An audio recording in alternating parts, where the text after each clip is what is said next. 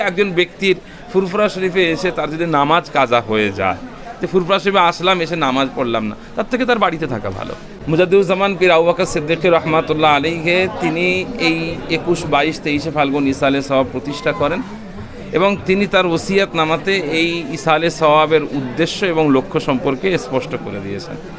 তিনি বলেছেন যে এটা কারো ইন্তেকাল দিবস নয়, কারো সওয়াব রেসানির দিন নয়। 21, 22, 23 ফাল্গুন এটা কারো ইন্তেকাল, তিনি উল্লেখ করেছেন যে তার কোনো মুরব্বি বা তার কোনো পীর মুর্শিদের এটা ইন্তেকাল দিবস উপলক্ষে প্রতিষ্ঠিত জলসা নয়, বরং এই জলসার মূল উদ্দেশ্য হলো কু আনফুসাকুম ওয়া আহলিকুম নারা। আল্লাহ রাব্বুল আলামিন বলেছেন যে তোমরা নিজেদেরকে জাহান্নামের আগুন থেকে বাঁচাও এবং তোমাদের পরিবারবর্গকে জাহান্নামের আগুন থেকে বাঁচাও।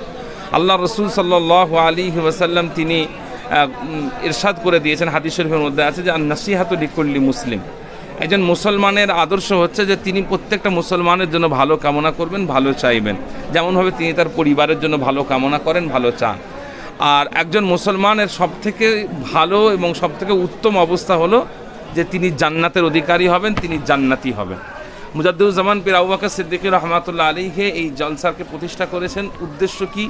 উদ্দেশ্য হলো মানুষকে জান্নাতের রাস্তা দেখানো, মানুষকে হেদায়েতের রাস্তা দেখানো, এবং সেই জন্যই তিনি এই জলসার মাহফিলকে প্রতিষ্ঠা করেছেন এবং সেই হিসেবেই তিনি দিক নির্দেশনা দিয়েছেন। তিনি উল্লেখ করেছেন যে এখানে মূলত জিকিরের মাহফিল প্রতিষ্ঠা করা হয়, এখানে মূলত আলেম উলামাদের সাথে বসা, আলেম উলামাদের সোহবত গ্রহণ করা, এটা মূল উদ্দেশ্য। আমি দাদা হুজুর পীর কেবলা রহমাতুল্লাহ আলাইহির সিলসিলার ভক্ত মুরিদ অনুরক্তদের কাছে একটাই কথা বলবো জলসা উপলক্ষে, সেটা হলো ফুরফুরা শরীফে আসবেন। এসে ফুরফুরা শরীফের মাশাআল্লাহ এখন আয়তন অনেক বড় হয়ে গেছে। আপনি একদিক থেকে সেই ধনপুতা থেকে অপর দিকে একেবারে উজল পার করে অনেকটা দূর পর্যন্ত আমাদের ফুরফুরা শরীফের ব্যাপ্তি ছড়িয়ে গেছে। আপনি পুরো রাস্তাটা ঘুরবেন, ভ্রমণ করবেন, বেড়াবেন, খাবার খাবেন, খাবার কিনবেন, এর মধ্যে আপনার আখেরাতের কোনো বিশেষ ফায়দা অর্জন হবে বলে আমার বিশ্বাস হয় না, এবং এটাই বাস্তবতা। তাহলে কি করণীয়, কি কর্তব্য? আমাদের প্রথম কর্তব্য সেটা হলো কি, এই 21, 22, 23 ফাল্গুন ইসালে সওয়াবে আমাদের ফুরফুরা শরীফে সমস্ত পীর সাহেব হজরতগণ, সমস্ত বড় বড় ভাইজান হজরতগণ, তারা সকলে নিজেদের দরবারে বসেন। আপনাদের যার সাথে পছন্দ, যাকে ভালো লাগে তার কাছে আপনারা গিয়ে বসুন। আপনারা তার সাথে বসে কোরআন ও সুন্নাহ থেকে আলাপ আলোচনা শুনুন, আলাপ আলোচনা করুন। নিজেদের যে সমস্ত শরীয়তের প্রশ্নগুলো আছে সেগুলো নিয়ে আপনারা কথা বলুন। দুনিয়াবি প্রশ্ন, রাজনৈতিক প্রশ্ন, রাজনৈতিক আলাপ, দুনিয়াবি আলাপ, একজন মানুষের গীবত, একটা দলের গীবত, এইগুলো নয়, বরং আমাদের জন্য যেটা প্রয়োজনীয় সেই প্রয়োজনীয় বিষয়গুলো নিয়ে আপনারা আপনাদের পছন্দের যারা হুজুর আছেন তাদের সাথে আলাপ আলোচনা করুন, আলেম ওলামাদের সাথে আলাপ আলোচনা করুন। এবং এত বড় জামাত আলহামদুলিল্লাহ এখানে হয়, 5 ওয়াক্ত নামাজ, 5 ওয়াক্ত জামাত আপনারা নামাজ আদায় করুন। এবং রমজানের মাস মাশাআল্লাহ পর্যাপ্ত পরিমাণে ইফতারের ব্যবস্থা করা হয়েছে, এখানে সকলে মিলে ইফতার করুন। এবং দাদা হুজুর পীর কেবলা রহমাতুল্লাহ আলাইহির মাজার, আমার দাদাজান সুলতানুল ওয়াজিন ছোট হুজুর পীর কেবলা রহমাতুল্লাহ আলাইহির মাজার এবং ফুরফুরা শরীফের আশপাশে বহু বড় বড় উলিয়ার মাজার আছে, তাদের সকলের মাজার জিয়ারত করুন। আমার মনে হয় যে এটাই আমাদের সিলসিলার মানুষদের দায়িত্ব এবং কর্তব্য এই ইসালে সওয়াবকে কেন্দ্র করে। আমি যেটা বলছি, আপনি যেটা বললেন, যে তাহলে এক কথায় বলতে পারি যে শুধু ফুরফুরা শরীফে আসলো, বিভিন্ন জায়গায় ঘুরলো, মাজার জিয়ারত করলো, নামাজ পড়লো না, এমন ব্যক্তি প্রচুর আছে। তাদের উদ্দেশ্য তাহলে কি বলবে? তাদের কি কোনো ফায়দা লাভ হবে? প্রথম কথা হচ্ছে, নামাজ এমন একটা ইবাদত, এই ইবাদতটা আমাদের সিলসিলার নিজস্ব ইনভেনশন বা আবিষ্কার নয়। নামাজ আল্লাহ তাআলার হুকুম। একজন ব্যক্তি ফুরফুরা সিলসিলার হোক বা অন্য কোনো সিলসিলার হোক, সে যেমনই হোক, সে যদি মুসলমান হয় তাকে নামাজ পড়তে হবে। সুতরাং যদি কোনো ব্যক্তি নামাজ না পড়ে, তাহলে সে শুধুমাত্র যে ফুরফুরার শিক্ষাকে ডিনাউন্স করলো বা অস্বীকার করলো তা নয়, সে এক কথায় ইসলামের শিক্ষাকে অস্বীকার করলো। তো সেই জন্য এটা কখনোই কাম্য নয় এবং এতে কোনো লাভ নেই, কোনো ফায়দা নেই। এবং আমি বিশ্বাস করি এক্ষেত্রে যে যদি একজন ব্যক্তির ফুরফুরা শরীফে এসে তার যদি নামাজ কাজা হয়ে যায়, যে ফুরফুরা শরীফে আসলাম এসে নামাজ পড়লাম না, তার থেকে তার বাড়িতে থাকা ভালো।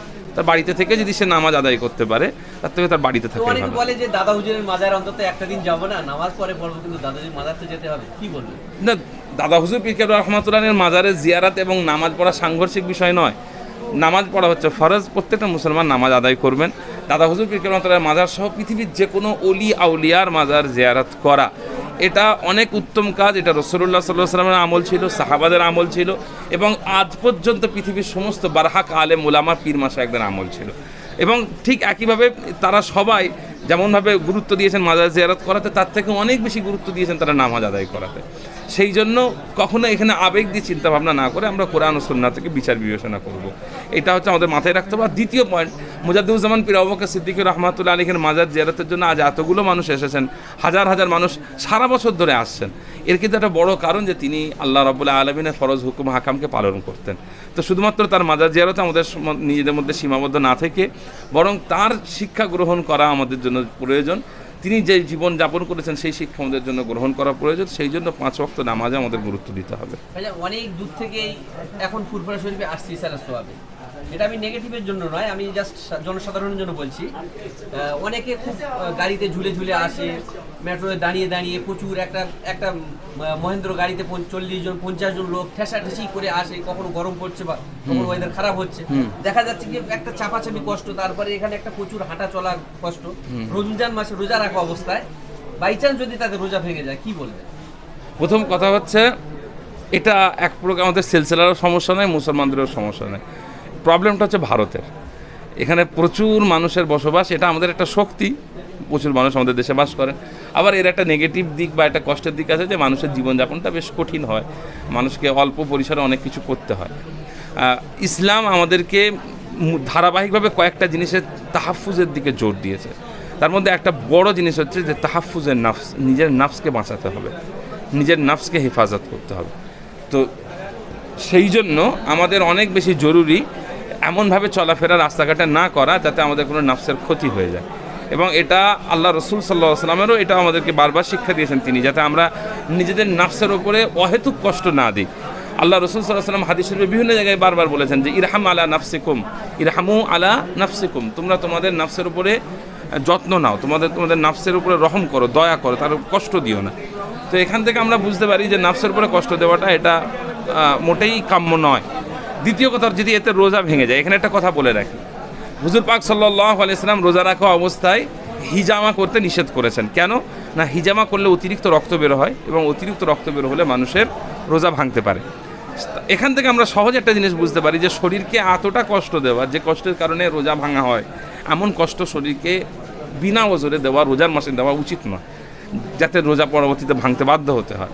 সেই জন্য রোজার মাসে অবশ্যই নিজের নাফসের খেয়াল রাখতে হবে, যেন নিজের ক্ষতি না হয়, এবং আমরা ইবাদতের মধ্যে আছি, যেন ইবাদতের ক্ষতি না হয়, এটা আমাদের লক্ষ্য রাখতে হবে। ভাইয়া, শেষ প্রশ্ন আপনাকে করবো, যেটা হচ্ছে আমরা জানি যে ফুরফুরা শরীফে ব্যাপক মানুষের ভিড় হয় এবং রমজান মাস মানে ফরজ ইবাদত। তো রমজান মাসে তারাবির নামাজের একটা বড় গুরুত্ব আছে। তারাবির নামাজের সময় আমরা তো জানি যে রমজান ফুরফুরা শরীফে ব্যাপক ভিড় হবে এবং বিশাল বড় একটা জমাত হয়, সেই জায়গায় কেন ছোট ছোট জমাত হচ্ছে? আচ্ছা, এখানে আপনি যেমন আমাকে প্রশ্নটা করলেন, আমি খুব সিম্পল ভাষায় আপনাকে আমি উত্তরটা দিই। প্রথমে কি হচ্ছে, প্রথম বিষয় হচ্ছে, সত্যি কথা বলে দিচ্ছি আপনাকে, সেটা হলো রমজান মাসে তারাবির নামাজ। আমরা তো বিভিন্ন গ্রামে গেছি, আমি নিজেও বহু বছর তারাবি পড়েছি, আমি নিজেও দেখেছি বহু গ্রামে বহু মানুষ তারা তারাবির নামাজ পড়েন না। তার কারণ অনেক রাকাতের সংখ্যা বেশি, এটা তাদের একটা অলসতা সেখানে কাজ করে। তো এই জন্য অনেক মানুষ এখানে, যে মানুষটা নিজের গ্রামে তারাবি পড়ছেন না, সেই মানুষটা দরবারে এসে তারাবি পড়বেন এতটা দূরে, এটা এক প্রকার মানে অসম্ভব ব্যাপার হয়ে যায়। এই জন্য আমাদের দরকার, এবং আমরা নিজেরা সেটা নিয়ে কাজ করার জন্য চেষ্টা করছি, সেটা হলো কি মানুষের তারবিয়াতের দিকে খেয়াল দেওয়া, যেন মানুষজন নামে ফুরফুরায় আসছি ঘুরছি এটার জন্য সেন্সারে না হয়, বরং এই তারবিয়াতের দিকে গুরুত্ব দেয় যে আমাদেরকে রমজান মাসে নামাজটা আদায় করতে হবে, তারাবির নামাজটা, এটা একটা দিক। দ্বিতীয় দিক, যারা তারাবির নামাজ পড়ছেন, এবং আমরা একটা জিনিস জানি এবং গত বছরে আমরা এটা লক্ষ্য করেছি এবং তাতে আমরা খুশিও হয়েছি যে মানুষজন তারাবিকে একটা শ্রেণী আমাদের সেন্সারের একটা বড় অংশ তারা গুরুত্ব দেয়। এবারে তারাবির নামাজ এক একটা জায়গায় এক একটা পাড়াতে তেলাওয়াত হচ্ছে, সব জায়গাতে একই পাড়া যে প্রতিদিন তেলাওয়াত হয় তা নয়। কেউ 27 দিনে খতম করছেন, কেউ 25 দিনে খতম করছেন, কেউ 19 দিনে খতম করছেন, কেউ 15 দিনে খতম করছেন, এটা একটা দিক। এবং যারা 27 দিনে খতম করছেন তারা এক একজন এক একটা পদ্ধতিতে তারাবি পড়িয়ে 27 দিনে খতম করে। এই জন্য প্রত্যেকে চাই যে আমরা যে মসজিদে প্রথম দিন থেকে তারাবি শুরু করেছি, আমরা সেই মসজিদের শেষ দিন পর্যন্ত তারাবি পড়ব।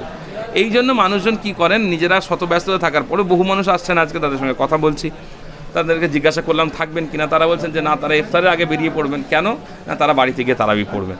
সেই হিসাবে আলহামদুলিল্লাহ এটা অত্যন্ত খুশিরও বিষয় যে আমাদের সিলসিলার মানুষেরা তারা তারাবির প্রতি যত্নবান। যদিও তারা আমাদের দরবারে এসে পড়ছেন না, তারা তাদের গ্রামের মসজিদে পড়ছেন।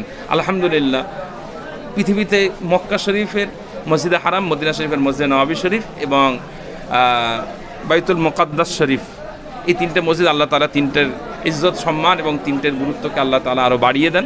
এই তিনটে মসজিদ ছাড়া বাকি সমস্ত মসজিদে নামাজ পড়া সওয়াব সমান। সেই জন্য যে মসজিদেই তারা তারাবি পড়েন না কেন আলহামদুলিল্লাহ তারা সওয়াবের হকদার হবেন। এবং আমরা খুশি যে আলহামদুলিল্লাহ তারা নিজেদের গ্রামে গিয়েও তারাবির নামাজটা আদায় করেন।